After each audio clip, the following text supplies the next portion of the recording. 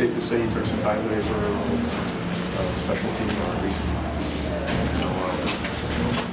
Yeah, we had a team meeting before the practice with our team play, and then some time was spent on special team power play and the video review, and we need to give it some time. Obviously, it's a very important part of the game, and the power play in particular has been off, and we need to get that to make a difference in a game some nights. It really hasn't won us a game recently, and that would be nice. What did you make of the little powwow they had in the corner after practice? I didn't think much of it, I mean, I don't know what it was about. I've been a part of those before in the past myself as a player, so everybody wants to get going here. Everybody wants to win games, and it comes to a time when enough is enough. We want to build on the good things that we feel we did in the Anaheim game. There was a lot of offensive opportunities. We missed them. We just want to make sure we're staying with it, though. You don't want to get frustrated. You don't want to make any changes in that side of it when you're seeing the opportunities that are created. And again, on the checking part of the game, we felt real good about the way we played defensively as a team and as individuals. In our 3-on-3 down low, there was some great execution, strong play. Didn't give up a lot of opportunities to some of the best players in the game, in particular against left line. So again, just build on that, reinforce the positive stuff, and which is what we did in our team meeting this morning. And when you're part of those meetings as a player, that's stuff you're hitting on. That let's stay with it. Let's keep working hard. Let's make sure we're not outworked in the game, and do the right stuff, and it will break through. Think about giving Schenn a look tomorrow, or have you made a decision? I haven't made a decision on that yet. As a coach who was a player at one time, I watch the practice and I see the intensity that you've always had, both as a player and as a coach. Is it frustrating in some way, or do you question, say, how do I get this intensity that I've got transferred to them? Because I see it on you, and I can see you out there saying, well, that's the goal of every coach.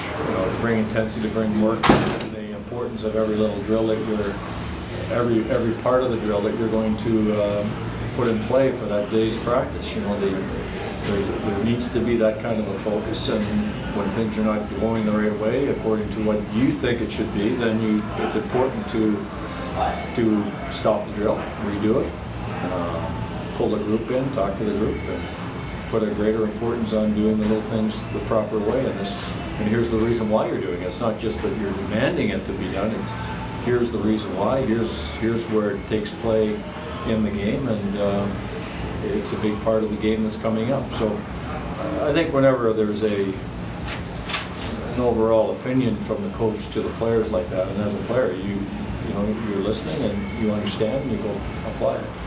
Coach, is there an area that maybe Joe fan might not see watching on television or in the stands, but that you have noticed in the last couple of games that you've emphasized and the guys have improved on? It just hasn't resulted in goals yet?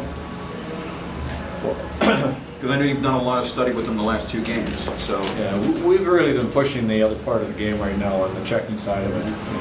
When you play a real responsible game as a team and as a group, the individuals are doing a good job. You're going to recover pucks, and the other stuff will fall in place most of the time. Again, you highlight the shot mentality and the net presence and the importance of just hanging in there and establishing your territory in the offensive zone. If you do that, and you continually shoot the puck, there's going to be some opportunities and there'll be some breaks that will open up. But the other part of the game, you have to really take pride in. That's the checking part, and that's where you're going to get more offensive opportunities by playing the right way on the game without the puck. Goalie for tomorrow. Quicker's going to play. Bill Ranford was on NHL radio yesterday, and obviously there's been a lot of talk about injuries and things like that that have happened over the last month, but he says that the schedule might be part of the problem with so many weeks there with just 2 games. Is that something that you find to be a factor in what's happening right now? I'm not going to go there. This is the NHL. That's the way it is, baby. You gotta play. You know, the schedule is what it is, and we have the luxury of having that schedule in our hands in July, and we can take a good look at it. And you pick the time, place, spot. You know when the rest. You know when you got a heavy part of the workload coming up. You go play the games. You got a heavy workload. You keep your shift short, tempo high, get off the ice, let your other teammates go out and do the job, and roll it through like that. Everything's okay. You know, it's injuries. Again, I don't go there. That's part of hockey. That's part of pro sports. You got to have people step up and take advantage of those opportunities. There's no excuse there. There's no reason there. It's go play hockey. So back to Brayden Schenn for a second, just hope to get you to comment on 2 things. One was there was a report from one of the CBC reporters yesterday that the Kings are interested in sending Schenn back to Brandon, but they're not happy, or back to juniors, excuse me, but they're not happy with the fact that Brandon has such a poor team. His thought was that you guys would be more inclined to send him back if there was a trade at the junior level. Is that? Wow. You got a lot of scoop there. That's what he said. Just getting your thoughts on it. Yeah. Well, I don't plan on putting Brayden in tomorrow. You know, and that's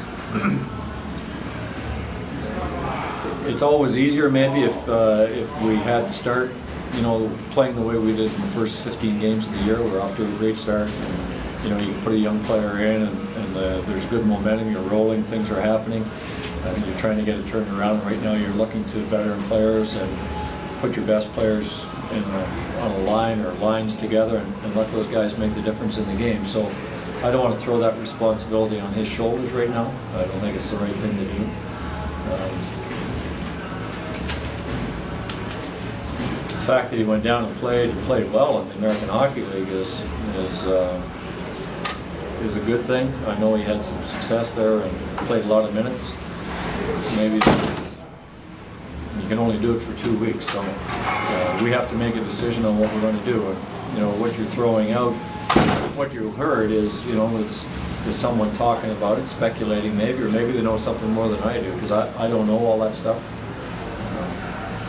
So you're not looking at the quality of the team that he might be going back to as a factor? You know, I haven't seen a junior hockey game for so long now. I don't know what he's got. I know they went to the Memorial Cup last year, and I know things change quickly in junior hockey. Well, they were the host, so yeah. They got the automatic but bid. still, you know, they had to project them to be a pretty good club by giving them the tournament. It's always good to go back and win. It's good to, if he went back to junior, it's important to play a lot, be successful, and it's always great to go deep into the playoffs and have an opportunity to really have an impact on a team that can be very successful. I don't know what his team is like. You know, I don't know what the team Brandon is all about, how they're doing. Now, another option for him would be Team Canada for the World Juniors. The roster came out yesterday, and Team Canada kind of indicated that they would hold a spot for him here for another week or 2. Is that something that's been discussed about possibly releasing him and letting him play? No, it hasn't been discussed at my level.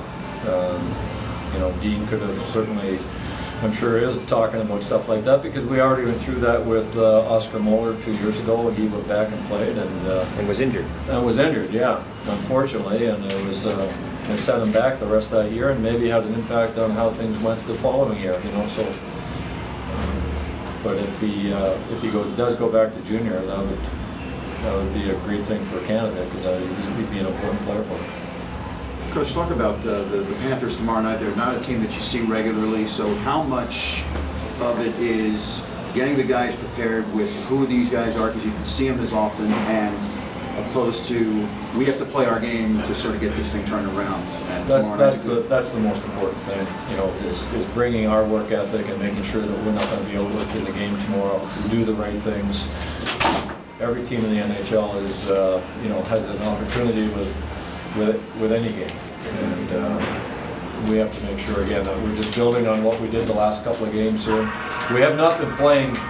We haven't been playing poorly. We just have not won games. You know, we'll go back to the Ottawa game. We outshot them 30-19. So, you know, that kind of effort has been there throughout, and we've got to find a way to get the job done at the end of the day. Either win the game, protect the lead late in the game, which we haven't been doing very well lately, and then we'll talk a little bit about the Florida Panthers.